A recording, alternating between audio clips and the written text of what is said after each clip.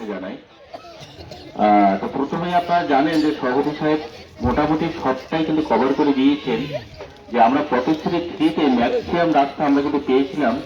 তো তার ভিতরে আমরা মাত্র কমপ্লিট করতে পেরেছিলাম কটা 24টা, এখন কিন্তু 17টা রাস্তা আমরা এখনো কমপ্লিট করতে পারিনি।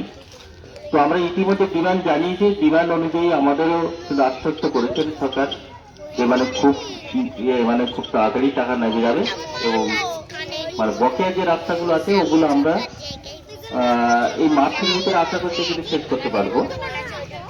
আর আপনারা জানেন যে পদক্ষেপ ধরে আমার এই ব্লকের টোটাল কিন্তু 31টা রাস্তা আমরা কিন্তু পেয়েছি, তার ভিতরে 18টি রাস্তা আমরা করবো কিন্তু ব্লক থেকে, 10টা রাস্তা করবো কিন্তু এসআর দিয়ে, এবং তার ভিতরে এই একটি রাস্তা আপনাদের এটাই হচ্ছে কিন্তু এসআর দিয়ে, আর 3টি রাস্তা যে টোটাল করবো কিন্তু জেলা পরিষদ। তো আপনারা জানেন যে সমস্ত কিছু সব কিছুই হয় সরকারি প্রকল্পের যে কাজগুলো হবে সবকিছুই হবে, এবং বারবার আমাদের কাছে কিন্তু নির্দেশ আসছে, কিন্তু সামনে যে ভোটের আগে সমস্ত কাজগুলো আমাদের কিন্তু শেষ করতে হবে। আপনারা জানেন যে ইতিমধ্যে আপাশে যে সমস্ত কাজগুলি ছিল, তো সব থেকে সফল প্রধান আমার কিন্তু পাশেই আছেন।